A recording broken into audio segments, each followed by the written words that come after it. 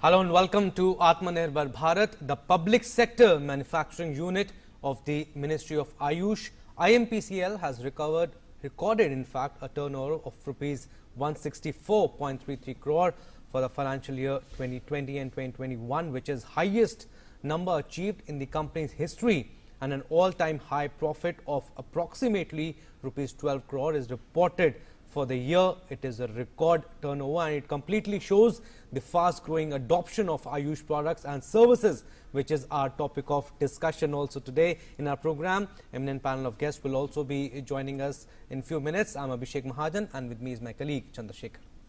नमस्कार। अगले एक घंटे के दौरान हम ये बात करेंगे कि किस तरह से पिछले कुछ समय में आयुष के जो दवाएं हैं, आयुष के जो प्रोडक्ट हैं, उनको लेकर के लोगों में रुझान बढ़ा है और उसका एक सीधा जो उदाहरण है वो देखने को मिल रहा है। आयुष मंत्रालय की एक कंपनी है और उस कंपनी IMPCL, इस कंपनी को इस बार 160 करोड़ रुपए का राजस्व इसने पार कर लिया है और ये कंपनी आयुष प्रोडक्ट बनाती है, आयुष की दवाएं बनाती है और सबसे खास बात यह है कि ये कंपनी एक किट बेचती है और ये किट इम्यूनिटी को बढ़ाता है, प्रतिरोधक क्षमता को ये बढ़ाता है और 350 रुपए की ये किट है। और जो हमारे पास आंकड़े आए हैं उसके अनुसार पिछले सिर्फ 2 महीने में इस कंपनी से 2 लाख ऐसी किट लोगों ने खरीदी हैं।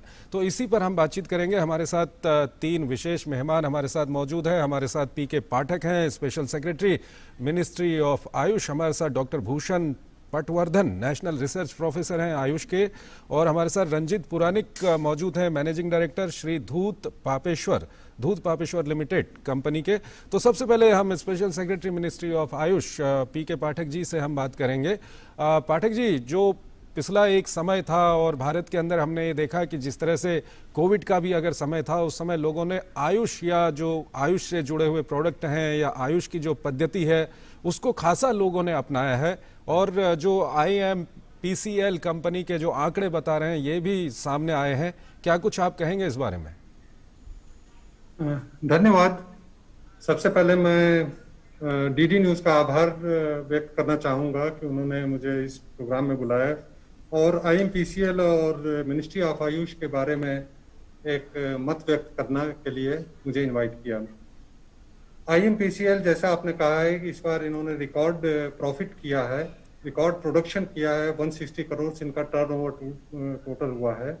मैं थोड़ा सा IMPCL के बारे में बतलाना चाहूँगा। IMPCL Indian medicine pharmaceutical corporation limited इसका पूरा नाम है जी। ये मोहान डिस्ट्रिक्ट अल्मोड़ा उत्तराखंड में है और 1978 से ये ऑपरेशनल है। गवर्नमेंट ऑफ इंडिया का शेयर 98.11% है और गवर्नमेंट ऑफ उत्तराखंड जो कुमायूं मंडल विकास निगम के थ्रू इसका शेयर 1.89% है। तो ये यूनानी दवाएं, आयुर्वेदिक दवाएं, दोनों ही दवाएं मेडिसिन बनाती हैं और इस मेडिसिन की सप्लाई CGHS में, फिर हमारे रिसर्च काउंसिल में और अंडर नेशनल आयुष मिशन में सभी स्टेट गवर्नमेंट को ये जाती है, सप्लाई होती है। स्पेशली मैं लास्ट 1 ईयर के बारे में बतलाना चाहूँगा कि जब ये कोविड शुरू हुआ 1 साल पहले मार्च अप्रैल में, उस समय सभी चीज़ें ऑलमोस्ट स्टैंड स्टिल पर आ गई थी। सभी जगह प्रोडक्शन इफेक्ट हो रहा था, सभी जगह वर्कर्स का मूवमेंट हो रहा था, दे वर नॉट अवेलेबल। उस समय IMPCL ने एक मिनिस्ट्री ऑफ आयुष ने एक एडवाइजरी जारी की कि जो कि इजिली एक्सेसिबल मेडिसिन अवेलेबल और जो चीज़ें इम्यूनिटी बूस्टिंग किट्स जो है वो लोग लें। उसकी डिमांड बिल्कुल तुरंत ही मिनिस्ट्री ऑफ आयुष एडवाइजरी आने के बाद बढ़ गई। इसके बाद IMPCL ने अपने सभी जितने रिसोर्सेज को पूल किया और उसके बाद उन्होंने एक दिन भी प्रोडक्शन यहाँ बंद नहीं हुआ। हमारे यहाँ से जो जैसा आपने अपने इंट्रोडक्शन में बतलाया था, आयु रक्षा किट जो है, जो कि कोविड से रिलेटेड इम्यूनिटी बूस्टिंग किट था, उसका प्रोडक्शन किया उन्होंने और उसको कंटिन्यूसली प्रोड्यूस करके स्पेशली दिल्ली पुलिस को 1 लाख पर्सनों को सप्लाई किया, प्लस डिफरेंट काउंटर्स के थ्रू हमारे immunity boosting kit all over India distribute हुए और आज तक नियरली 11 लाख किट्स डिस्ट्रीब्यूट हो गए हैं।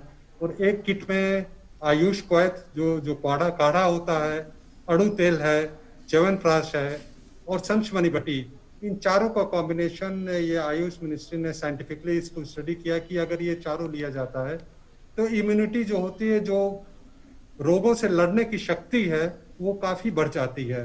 और उसमें अगर इन्फेक्शन, कोई भी इन्फेक्शन होता है, स्पेशली कोविड हुआ या किस तरह का हुआ, इन्फेक्शन होता नहीं है, अगर होता भी है तो काफी कम माइल्ड फॉर्म में और एसिम्प्टोमेटिक रहता है।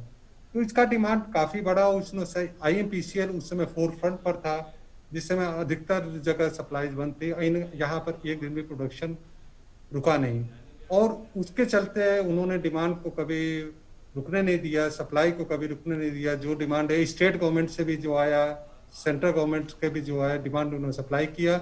और उसका रिजल्ट ये है कि आज उन्होंने 160 करोड़ रुपए की प्रॉफिट की। मैं ये बताना चाहूंगा, इसमें मॉनेटरी एस्पेक्ट उतना इंपॉर्टेंट नहीं है जितना कि इन्होंने उस क्रिटिकल टाइम पर जो सप्लाई किया, मेडिसिन सप्लाई किया, जिस समय सब हमारे लोगों को सबसे अधिक जरूरत थी, वो इसका सबसे ज्यादा इंपॉर्टेंट फैक्टर है, जो कि उस समय इन्होंने सप्लाई को ब्रेक नहीं होने दिया। और आगे जैसा फिर इंटरव्यू करूंगा, हमारे दूसरे एक्सपर्ट्स भी हैं, वे भी अपना ओपिनियन एक्सप्रेस करें, फिर इसके बाद मैं भी एक्सप्रेस करूंगा। Right, doctor Bhushan Patwardhan is also with us, who is national research professor from Ayush. Dr. Patwardhan, like Mr. Pathak also mentioned, IMPCL recorded a record turnover from 97 to 164.33 crore this year, which is highest number achieved in company's history, which means that people, you think, are trusting these products, and COVID-19, you think, is the biggest reason of this jump, the record turnover I'm talking about? Yes, धन्यवाद। ये आपका programme का नाम तो आत्मनिर्भर भारत है, तो definitely लोग इस पे भरोसा तो कर ही रहे हैं, लेकिन आत्मनिर्भर भारत के लिए ना आत्मसम्मान भी बहुत जरूरी है। तो मुझे ऐसा लगता है लोगों ने इसमें आत्मसम्मान भी पाया है कि हमारे खुद की दवाइयां इसमें काम करती है, ये विश्वास लोगों में आया है। मैं बताना चाहूंगा कि कोविड-19 जितना आयुर्वेद के लिए नया है, उतना ही एलोपैथी के लिए भी नया है। और इसीलिए कोविड-19 में ये दोनों को एक समान लेवल पे लाके खड़ा कर दिया था। 1 साल पहले हमने इसके बारे में सोचना जब भी चालू किया, तभी हम लोगों ने ये बताया कि भाई आयुष के जो हमारे पास जो भी एविडेंसेस है, वो एविडेंसेस के लेके हुए कोविड-19 के लिए काफी सारी चीजें हम लोग कर सकते हैं। और उसके बारे में ना कि हमने खाली बात करके छोड़ दी, लेकिन हमने बहुत ही अच्छे रोबस्ट प्रोटोकॉल बनाए, वो प्रोटोकॉल सामने लेके आए, और बहुत सारे रिसर्च प्रोजेक्ट्स इससे उभर आए। इसके बारे में मैं बाद में बताऊंगा, लेकिन अभी जो आपने जो पहला प्रश्न पूछा था विश्वास का, मैं ऐसा कहता हूं कि हर एक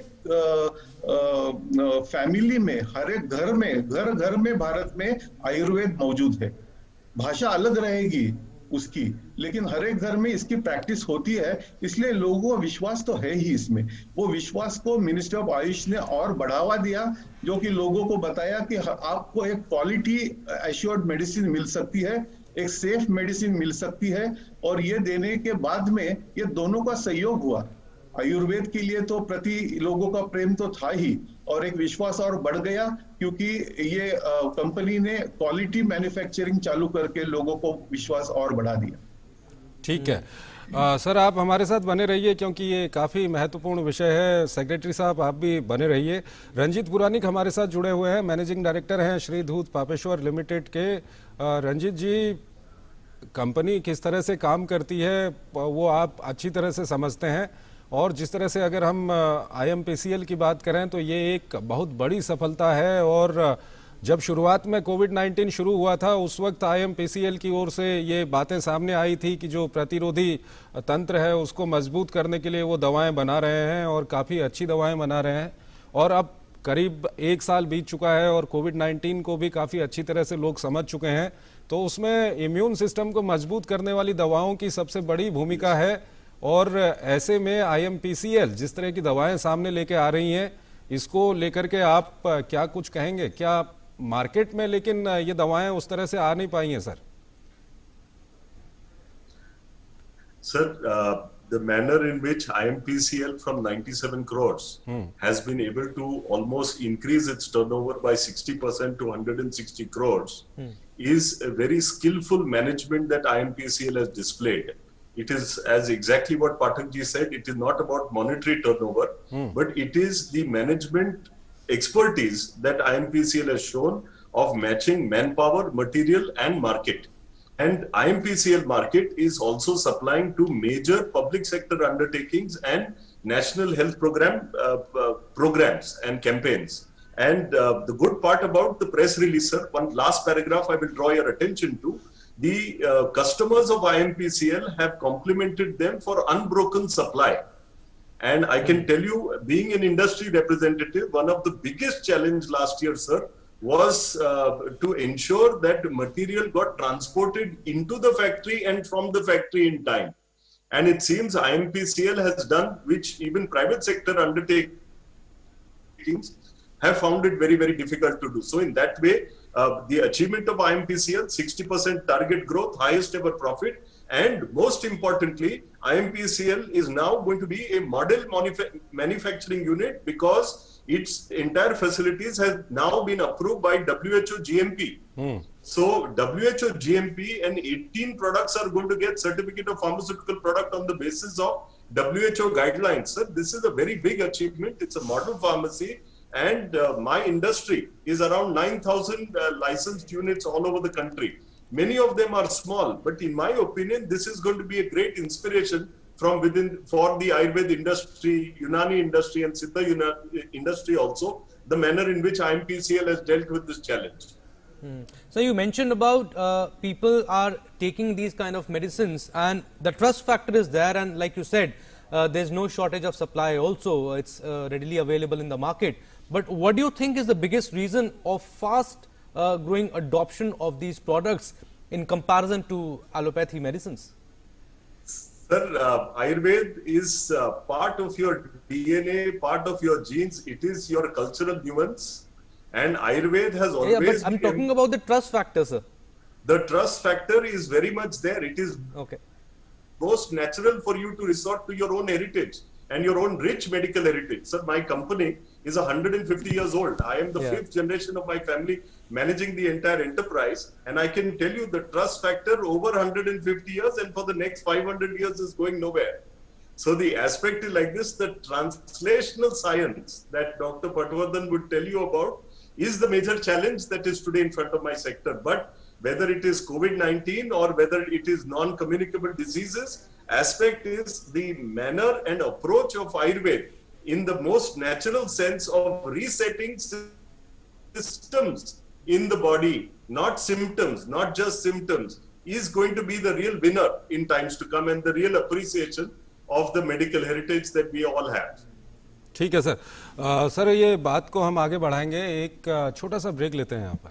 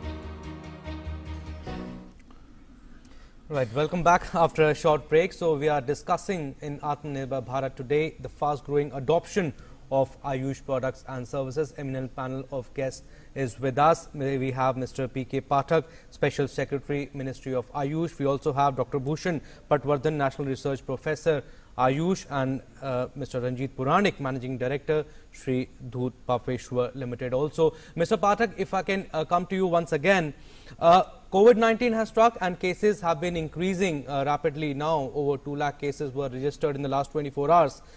Vaccination is the only cure, and wherever we go, we talk about boosting the immunity.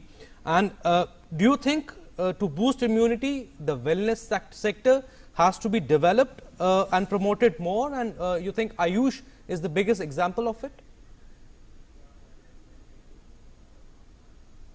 Mr. Pathak? Yes. आपने बिल्कुल ठीक कहा कि बूस्टिंग इम्यूनिटी ही सबसे बड़ा इस समय हमारा डिफेंस है। मैं ये बतलाना चाहूँगा कि माननीय प्रधानमंत्री जी ने मन की बात और जब उन्होंने नेशन को एड्रेस किया, कई प्लेटफॉर्म पर कहा कि आयुष के एडवाइजरी को अडॉप्ट करें। क्योंकि एक मन की बात में उन्होंने ये भी कहा था कि सप्तपदी हमको अडॉप्ट करना, जिसमें से एक पद जो है वो मिनिस्ट्री ऑफ आयुष के एडवाइजरी फॉलो करना है। बेसिकली जो हमारा जो अप्रोच रहा है, हमने कहा है कि हम ये नहीं कह रहे हैं कि आप इसको अडॉप्ट कीजिए, आप सभी विधाएं हैं, सभी एक साथ, सभी, क्योंकि ये इतनी बड़ी महामारी है, सभी विधाएं एक साथ काम करें। और इसमें जो आयुष की इम्यूनिटी बूस्टिंग पावर है वो साइंटिफिकली वैलिडेटेड है और उसके बारे में हमारे पास साइंटिफिक एविडेंसेस भी हैं। हमने लास्ट ईयर जब ये शुरू हुआ था, हमने क्लिनिकल स्टडीज भी इसको लॉन्च किया और क्लिनिकल स्टडीज हमारे काफी इनकरेजिंग परिणाम आए। हमने एक आयुष संजीवनी ऐप एक सर्वे किया जो मास बेस्ड सर्वे था, पॉपुलेशन सर्वे था। आयुष संजीवनी एक मोबाइल ऐप बनाया था, उसमें ऑल ओवर इंडिया से हमने डाटा इकट्ठा किया, तो अराउंड 1.5 करोड़ लोगों ने पार्टिसिपेट किया था उसमें, और पाया गया कि 85% of the persons they have reported use of AYUSH measures for prevention of कोविड-19 और 89% ऑफ दोज रिस्पोंडेंट्स ये पाया गया कि they have benefited in one way और the other by taking the AYUSH advisory. So हम जो कह रहे हैं उसके लिए हमने बाकायदा सर्वे किया है, क्लिनिकल स्टडीज की है और हमारे कई रिसर्च प्रोजेक्ट्स जो हैं, हमारे CSIR के साथ हमारे कुछ रिसर्च प्रोजेक्ट चल रहे हैं। हमने एक नेशनल इंटरडिसिप्लिनरी टास्क फोर्स भी बनाया है जिसमें हमने इसके सब चीज को पैरेलली साइंटिफिकली वैलिडेट भी करते जा रहे हैं और उसके जो हमारे जो है हमने CTRI पर रजिस्ट्रेशन कराया, इसका जितने भी रिसर्च हमारी एक्टिविटीज है।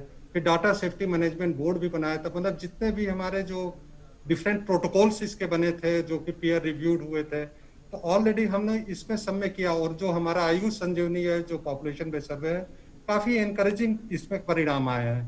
और मैं ये भी बतलाना चाहूंगा कि हमने IMPCL से विदेशों में भी दवाइयां सप्लाई की है। मॉरिशस में हमारे के बड़े शॉर्ट नोटिस पर मॉरिशस ने हमसे डिमांड किया था और हमने काफी मतलब प्रोएक्टिवली उसको विद इन 10 डेज काफी मतलब उसको मेडिसिन तुरंत उसको सप्लाई किया गया था, वाइजर पोर्ट से गया था।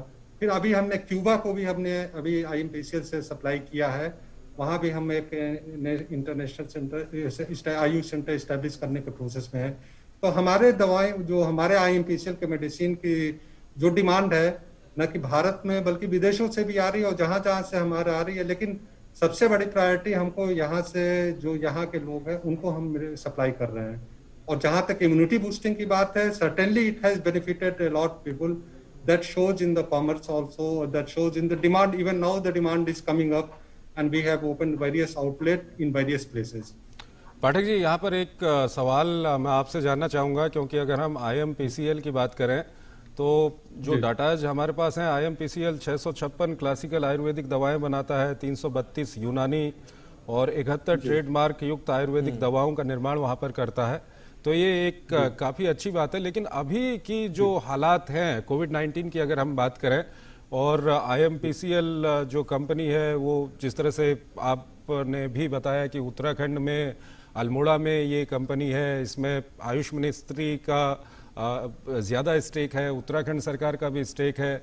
जो रॉ प्रोडक्ट है वो आपको वहाँ पर काफ़ी ज़्यादा मिलते हैं और इससे वहाँ जो लोकल लोग हैं उनको भी फ़ायदा होता है, उनको भी रोज़गार मिलता है। लेकिन अब सवाल ये उठता है कि आज के समय में, क्योंकि काफ़ी ये फ़ायदेमंद जो इम्यूनिटी बूस्टर की हम बात करें, क्या कुछ और कर सकते हैं कि इसको आम लोगों के बीच में हम लेके आएँ? क्योंकि जिस तरह से अगर हम उत्तराखंड की बात करें तो वहाँ से बनी हुई जो दूसरी प्राइवेट सेक्टर की जो आयुर्वेदिक दवाएं हैं वो जिस तरह से मार्केटिंग में आ रही हैं उस तरह से ये आ नहीं पाया है। और तो क्या कुछ करना चाहिए अभी आगे?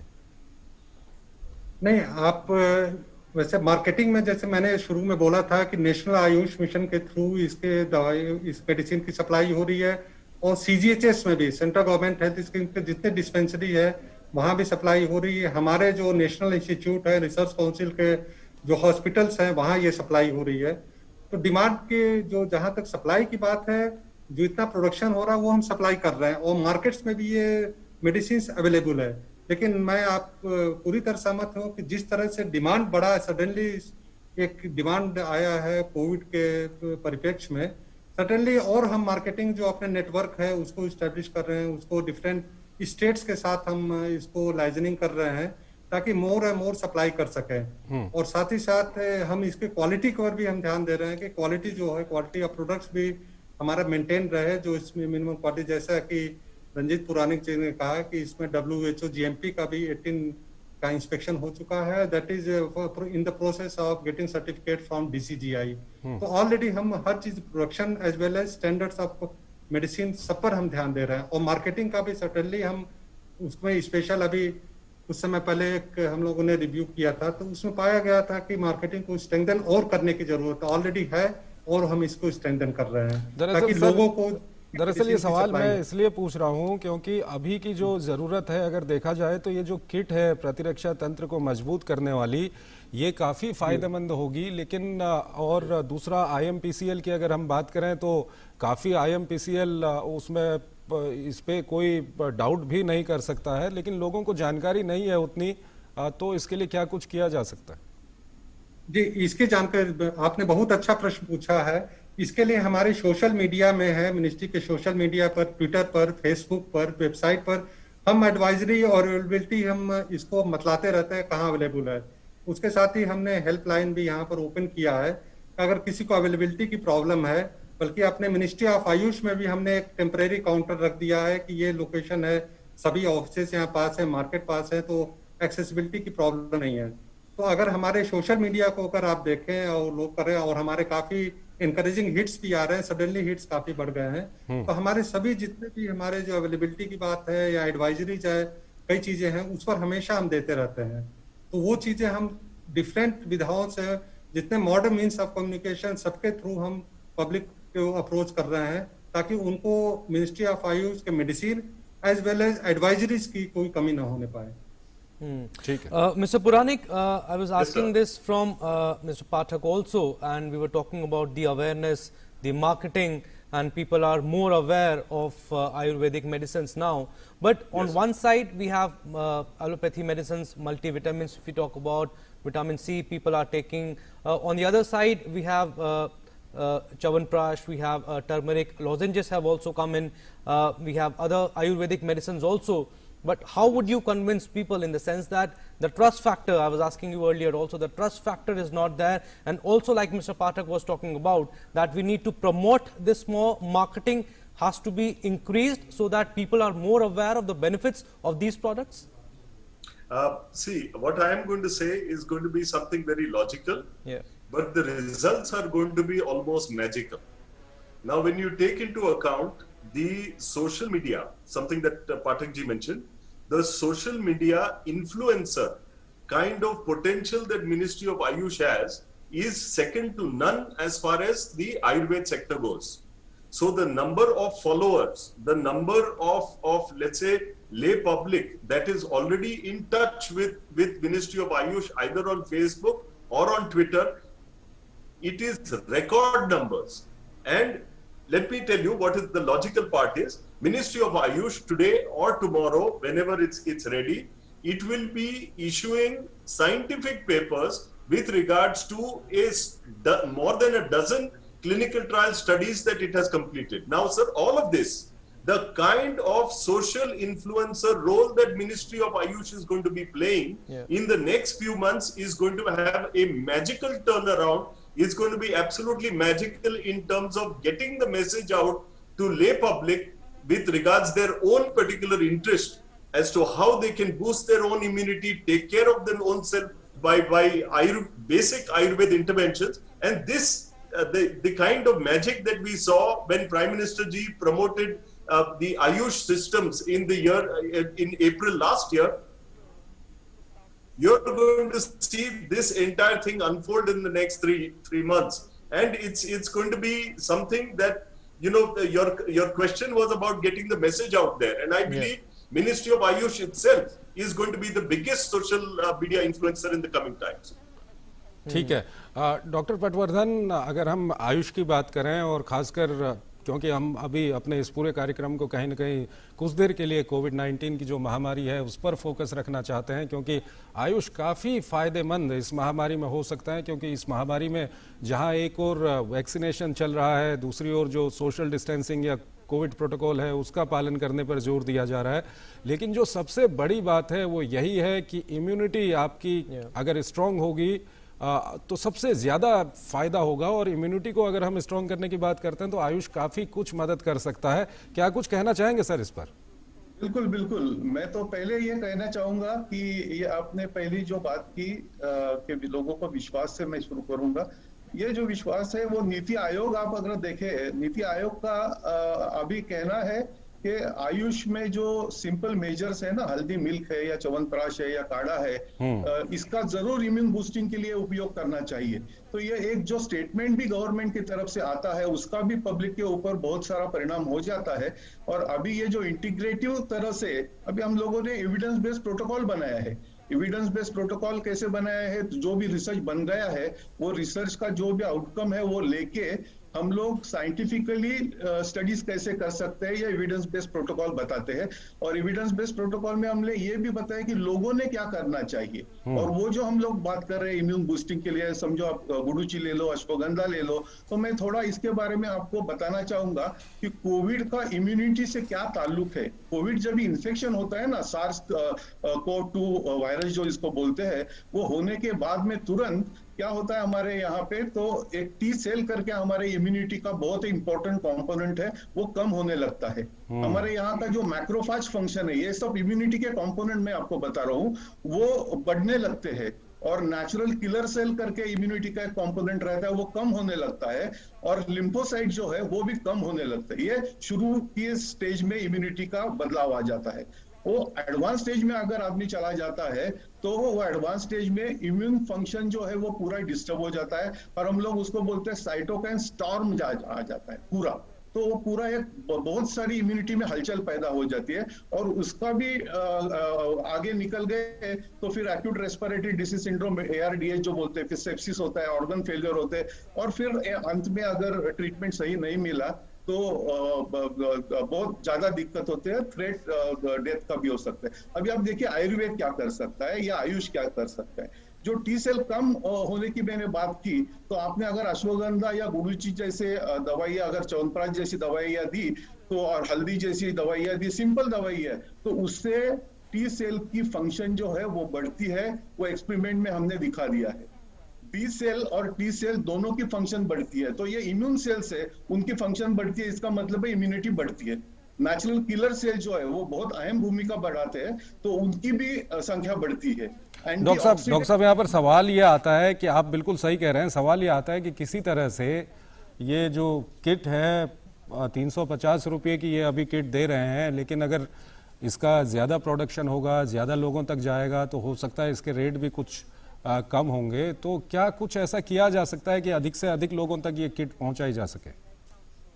वो तो मार्केटिंग के लिए अधिक के अधिक, अभी तो अवेलेबिलिटी तो मुझे लगता है कि इसकी काफी बड़ी है, और लोगों में उसका अवेयरनेस भी बढ़ा है।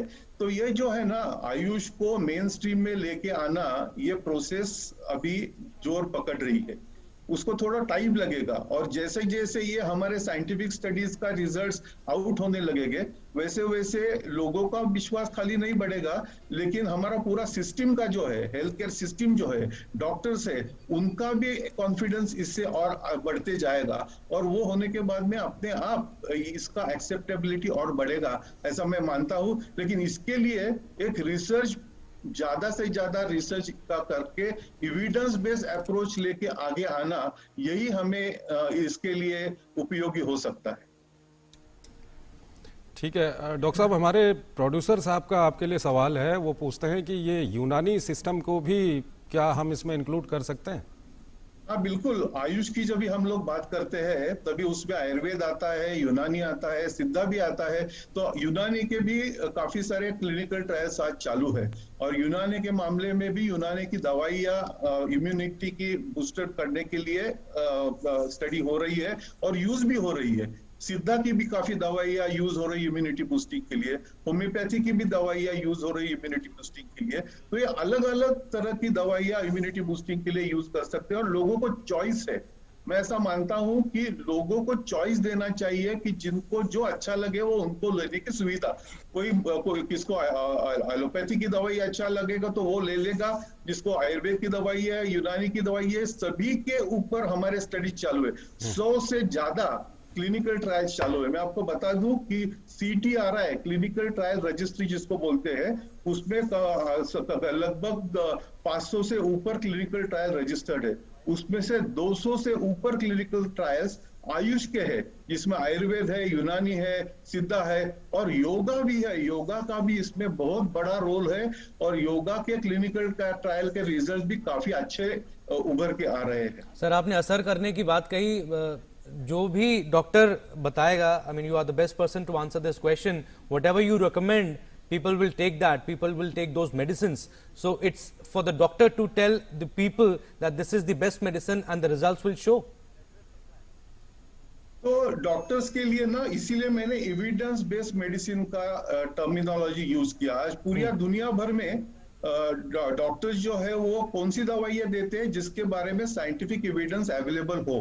तो ये साइंटिफिक एविडेंस हम लोग आयुष के बारे में ज्यादा से ज्यादा लाने की कोशिश कर रहे हैं। ये जो 100 से ऊपर क्लिनिकल ट्रायल की मैंने बात की, उनके रिजल्ट्स एक बार बाहर अभी आना शुरू ही हो गए हैं। हम लोगों ने उसका पब्लिकेशन भी शुरू किया है।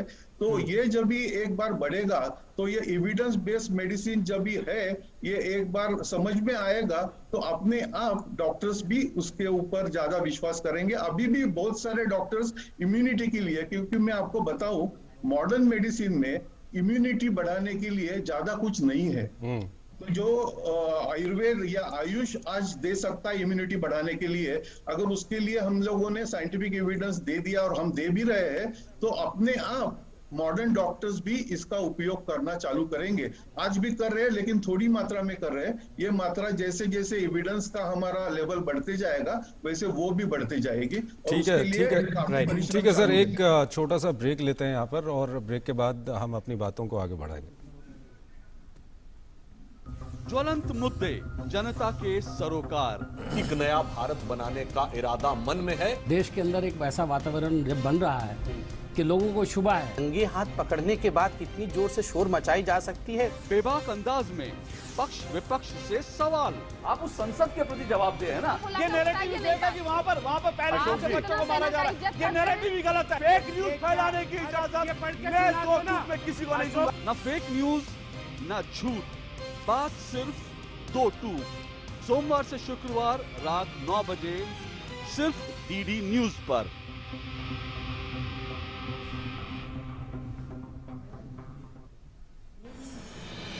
दवाई भी कड़ाई भी का मंत्र लिए वैक्सीनेशन की चल रही है लहर, गांव गांव शहर शहर।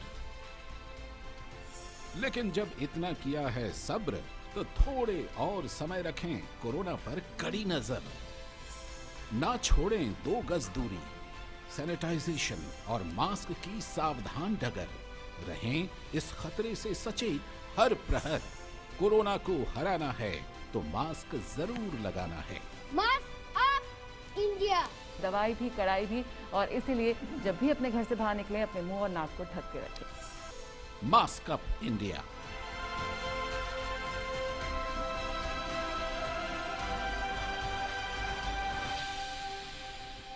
स्वागत है आपका। ब्रेक के बाद हम बात कर रहे हैं कि कोविड-19 से लड़ने में आयुष दवाएं कितनी महत्वपूर्ण हो सकती है, उसका एक और आयुष दवाओं के प्रति लोगों का रुझान भी बढ़ रहा है। उसका एक उदाहरण हम लोगों के सामने है। आयुष मंत्रालय की एक विनिर्माण इकाई है IMPCL, जो विभिन्न तरह के आयुर्वेदिक दवाओं को बनाती है, और इसका सबसे बड़ा उदाहरण ये है कि ये एक किट बनाते हैं जो इम्यून सिस्टम को स्ट्रॉन्ग करता है, और पिछले 2 महीनों में करीब 2 लाख किट इस कंपनी ने बेची हैं। हमारे साथ विशिष्ट मेहमान यहाँ पर मौजूद हैं। हमारे साथ PK पाठक मौजूद हैं, स्पेशल सेक्रेटरी हैं मिनिस्ट्री ऑफ आयुष के। पाठक जी, ये तो बात रही IMPCL की, तो इसके अलावा क्या देश के अन्य हिस्सों में इस तरह की कंपनी है आयुष मंत्रालय के अधीन में जो इस तरह के काम कर रही हैं आयुष के क्षेत्र में? ये भारत सरकार का एकमात्र उपक्रम है जो कि भारत सरकार के अंडर में है, लेकिन स्टेट गवर्नमेंट के अंडर में भी उनके स्टेट गवर्नमेंट के उपक्रम है जो कि काम कर रहे हैं, और प्राइवेट सेक्टर में तो काफी कंपनीज हैं जो कि इसके प्रोडक्शन में लगी हुई हैं। यहाँ पर एक बात मैं ये कहना चाहूंगा कि अभी तक हम इम्यूनिटी बूस्टिंग की बात कर रहे थे कि हमारी प्रतिरोधक क्षमता बढ़ाने का काम है, लेकिन हम इसके आगे भी जा चुके हैं। इसको नेशनल क्लिनिकल मैनेजमेंट प्रोटोकॉल हमने लॉन्च किया है, जिसको माननीय स्वास्थ्य मंत्री और माननीय आयुष मंत्री ने ज्वाइंटली लॉन्च किया था। उसमें ये पाया गया है कि इसको माइल्ड और एसिम्प्टोमेटिक पॉजिटिव केसेस में भी इसको दिया जा सकता है, तो उसका भी हमारे पास हमारे वेबसाइट पर अवेलेबल है डिटेल्स, तो उसको भी हम एडमिशन कर रहे हैं। तो चिकित्सा पद्धति में भी इसको काफी उपयोगी पाया गया है, और इसके साइंटिफिक एविडेंसेस भी हैं। उसके बेसिस पर हमने नेशनल क्लिनिकल मैनेजमेंट प्रोटोकॉल किया है, और वो चीजें हमने काफी सर्कुलेट की अपने सोशल मीडिया से भी और अपने डिफरेंट हैंडल से, फेसबुक, ट्विटर हैंडल से। और हमारा all India institute of Ayurveda है, हमारा जो प्रीमियम आयुर्वेदा सेंटर सरिता बिहार दिल्ली में है, वहां पर लास्ट 1 साल में कोविड वार्ड ओपन किया है 50 बेड का, और उसमें कोविड पेशेंट्स हमारे कोविड पॉजिटिव केसेस भी एडमिट हो रहे हैं। उनको स्टैंड अलोन आयुर्वेदा ट्रीटमेंट्स के बेसिस पर एक होलिस्टिक ट्रीटमेंट दिया, जिसमें आयुर्वेदा है, मेडिसिन है, आयुर्वेदा आहार है, योगा है, प्राणायाम है, एक होलिस्टिक ट्रीटमेंट। क्योंकि हमने देखा है कि हम फिजिकल हेल्थ की तो बात करते हैं, लेकिन मेंटल जो हेल्थ, जो डिप्रेशन और ये सब चीजें हैं, वो कहीं चीजें हमारे बैकग्राउंड में चली जाती हैं। तो हमारे जो इंस्टीट्यूट है और इंस्टीट्यूट में इसमें योगा, लाफ्टर थेरेपी, प्राणायाम, सभी चीजों का एक होलिस्टिक तरीके से उनको ट्रीटमेंट, और काफी इंकरेजिंग रिजल्ट पाया गया है कि विद इन 7 to 8 डेज में ही वो काफी नॉर्मल हो जाते हैं, और दे कैन लिव, सभी चीजें इसमें डिस्चार्ज प्रॉपर रूप से हो गया है। तो ये मैं कहना चाहूंगा कि इसकी अवेलेबिलिटी भी प्राइवेट सेक्टर ने भी काफी गियर अप किया है। साथ ही साथ हमारे नेशनल क्लिनिकल मैनेजमेंट प्रोटोकॉल में भी इसको लाया गया है, जिसमें चिकित्सा पद्धति की तरह भी यूज किया जा सकता है। और मैं ये भी बताना चाहूंगा कि इन सब को देखते हुए director general World Health Organization ने पिछले आयुर्वेदा डे पर अनाउंस किया था कि WHO का first global centre for traditional medicine Bharat में स्थापित होगा, जिसमें माननीय प्रधानमंत्री भी उपस्थित है, उनके प्रेजेंस में अनाउंस हुआ। तो वो हमारा सबसे बड़ा इसका रिकॉग्निशन है कि ट्रेडिशनल मेडिसिन जो आयुर्वेदा के हमारे मिनिस्ट्री ऑफ आयुष के एफर्ट्स है, उसके बेसिस पर WHO DG ने भी अनाउंस किया है कि global centre of traditional medicine India में एस्टेब्लिश किया जाएगा। और साथ ही साथ हमारे कई कंट्रीज के साथ कोलैबोरेटिव रिसर्च के नेगोशिएशन भी चल रहे हैं, और उसके वो भी हमारे फाइनल स्टेज में है। उनके साथ भी हम कोलैबोरेटिव क्लिनिकल रिसर्च कर रहे हैं। और लास्ट ईयर हमने college of medicine Prince Charles foundation के अंडर में यूके में इस्टेब्लिश किया था, वो भी ऑपरेशनल है। तो वो भी कई चीजें हमने नेशनल और इंटरनेशनल लेवल पर आयुष के clinical as well as immunity boosting activities को काफी बढ़ाया है। Right, Mr. Pathak, we want to talk about the exports also of the Ayurvedic medicines here. I was reading it somewhere that India is the world's second largest exporter of herbal medicines, they mention. And you think amid a rise in lifestyle diseases, not only COVID, the world is looking towards traditional medicines for solution? Absolutely, because if you remember that first advisory it was issued, it was translated into 8 foreign languages. And it was circulated all over India, and when it was circulated, we got a lot of queries, lot of requests, lot of questions from the foreign countries, and we have to open a helpline to support them, to find out them. That's why I told that a lot. We are entering into collaborative research mode also, and demand of Ayush medicines has increased manifold. I told you that in Mauritius also we supplied, and in Cuba also we are supplied. We are getting orders from foreign countries also to supply the medicines, and we are supplying them, and we are geared up of our production. So everybody is now thinking that it is, and the most important and most appreciable fact about Ayush medicine, it is easily available. In the remotest corner, it is easily available, and it is, we are not going to make a very, very high-fi thing. It is whatever available resources is there. The medicinal property Ayush system of medicine is utilizing in different parts of the country. आपने अभी कहा था कि यूनानी का है, सिद्धा का है, तो हमारे इतना वाइड रेंजिंग हमारी अप्रोच है, रीच है कि हम सिद्धा मेडिसिन को भी, उसको भी इम्यूनिटी बूस्टिंग की तरह यूज कर रहे हैं. जहां जरूरत होता है वहां पर यूनानी सिस्टम को भी यूज कर रहे हैं. आयुर्वेदा तो काफी लार्ज स्केल पर सभी जगह यूज हो रहा है. इवन सोवा रिक्पा में भी हमने पाया है कि उसमें भी कुछ चीजें ऐसी हैं जिसको, उसके बारे में हमारी एक्टिविटी चल रही है. तो it is wide ranging system एक हम यूज कर रहे हैं इम्यूनिटी बूस्टिंग के लिए, और जो कि काफी मतलब प्रभावशाली हुआ था. और नेशनल क्लिनिकल मैनेजमेंट प्रोटोकॉल में आने के बाद और हमारे रिसर्च के बाद इवन ट्रीटमेंट में भी ये काफी उपयोगी सिद्ध हुआ है. And Mr. Pathak, also World Health Organization, I want to read this out, recently recommended its 18 Ayurvedic products for WHO GMP COPP certification subject to certain observations in March 2021. If you can answer this, sir, what does it mean, and if you can explain it to our viewers. मैं इसमें एक clarify करना चाहूंगा कि WHO GMP एक certification process होता है, जो कि डायरेक्टर DCGI है, उनके द्वारा दिया जाता है. तो हमारी इस कंपनी IMPCL में 18 प्रोडक्ट्स है WHO GMP, जिसका good manufacturing WHO good manufacturing practices है, उसका इंस्पेक्शन हो गया है, और वो इंस्पेक्शन टीम ने अपने रिपोर्ट सबमिट कर दी है WHO GMP की, और उसके बाद स्टेट लाइसेंसिंग अथॉरिटी के पास ये जाएगा. स्टेट लाइसेंसिंग अथॉरिटी रिकमेंड करती है, उसके बाद director drug controller general of India ये सर्टिफिकेशन इशू करते हैं. लेकिन फर्स्ट स्टेज हम लोग जो इंस्पेक्शन है वो क्लियर हो चुका है, और उसमें पॉजिटिवली रिकमेंड हुआ है. फर्दर प्रोसेस हम जो ड्यू प्रोसेस है वो फॉलो कर रहे हैं, और जब ये DCGI सर्टिफिकेट इशू हो जाएगा उसके बाद हमारे 18 प्रोडक्ट्स को है WHO GMP सर्टिफिकेट मिल जाएगा. ओके, ठीक है डॉक्टर पटवर्धन, क्योंकि हम आयुष की दवाओं और आयुष के प्रोडक्ट पे बात कर रहे हैं, और अगर हम भारत की बात करें तो भारत के जो लोगों का रहन सहन है, खान पान है, उसमें बहुत हद तक उसमें आयुष पहले से ही इन्वॉल्व रहता है. और इसका शायद एक उदाहरण ये भी हो सकता है कि अभी जो कोविड-19 की महामारी है, ठीक है उससे हालात ख़राब हैं और कई लोग उससे इन्फेक्टेड नज़र आ रहे हैं, लेकिन जो मृत्यु दर है भारत में बहुत कम है अन्य देशों की अपेक्षा. क्या इसको आप एग्री करते हैं मेरे साथ? बिल्कुल एग्री करते हैं, और मुझे ऐसा लगता है आपने जो प्रश्न पूछा वो बहुत ही अच्छा प्रश्न पूछा, क्योंकि ये एस्पेक्ट जो है ना वो इतना आगे नहीं आ पा रहा है. मैं दो बातें कहूंगा. एक तो आयुष की जो इंटरवेंशंस है वो ना कि खाली अवेलेबल इजीली है, लेकिन बहुत अफोर्डेबल है. आप अगर विदेशी दवाइयों का कॉस्ट अगर आप देख लीजिए और आयुष की दवाइयों का कॉस्ट देख लीजिए, तो ये अफोर्डेबल इंटरवेंशन तो एक बहुत बड़ी मात्रा में उपलब्ध है.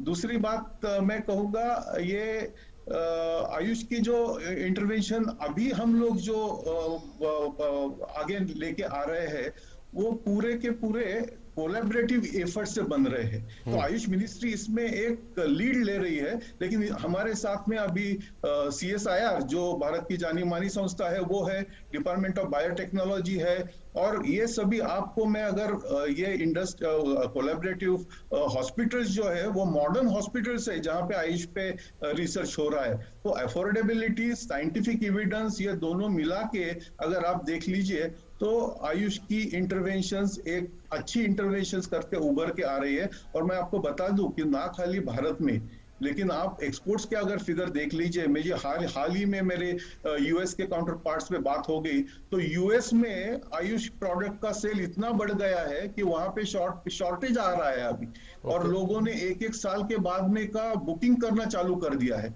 तो ये इतना आत्मनिर्भर होने की क्षमता उसमें है, ना कि भारतीय लोगों को इसके बाहर निकालने की, लेकिन पूरे दुनिया को हम लोग इसके बारे में मदद कर सकते हैं। और वैक्सीन के बारे में मैं अंत में ऐसा बताऊं, वैक्सीन बन रहे हैं, वैक्सीन आ रहे हैं और वैक्सीन लेने भी चाहिए, लेकिन हमारे अभी एक नेक्स्ट लेवल का रिसर्च जो हम लोग कर रहे हैं, हमारा एक ऐसा ऑब्जर्वेशन है कि आयुर्वेद की जो रसायन ड्रग्स है वो अगर हम लोगों को देते हैं तो उनकी इम्यूनिटी बढ़ती है। तो अगर इम्यूनिटी बढ़ती है तो वैक्सीन के साथ में अगर वो दिए तो इम्यूनिटी बढ़ेगी और वैक्सीन की एफिकेसी भी बढ़ेगी क्या, ये रिसर्च क्वेश्चन सामने लेके हम लोग एक ब्लाइंड स्टडी प्लान कर रहे और multi centric blind study plan कर रहे, और अगर वो सक्सेसफुल हो जाता है तो वैक्सीन का जो इफेक्ट है वो बढ़ाने में भी आयुष का काम हो जाएगा। ये ट्रूली इंटीग्रेटिव बोलेंगे तो वैक्सीन मॉडर्न हो गया और आयुष के जो रसायन द्रव्य है वो ट्रेडिशनल हो गए, दोनों का संगम करके लोगों को इसका बहुत बड़ा फायदा मिलेगा। और ये जो वेरिएंट्स अलग अलग तरफ से आ रहे हैं तो उसके लिए इम्यूनिटी तो अभी कोर इश्यू तो रहने ही वाला है, और उसमें हम लोगों को काफी अच्छा काम करने का और भी मौका है। ठीक है सर, एक छोटा सा ब्रेक लेते हैं। ब्रेक के बाद रंजीत पुरानिक जी से हम जानेंगे कि किस तरह से आत्मनिर्भर, न सिर्फ आत्मनिर्भर बल्कि जैसा अभी फैक्ट सामने आ रहे हैं कि विदेशों में भी जो आयुष के प्रोडक्ट हैं वो लोग एक साल की बुकिंग करवा रहे हैं, उन तक पहुंच नहीं पा रहे हैं, तो ये किस तरह से भारत इन डिमांड्स को पूरी कर सकता है, इस बारे में बात करेंगे। एक छोटा सा ब्रेक लेते हैं।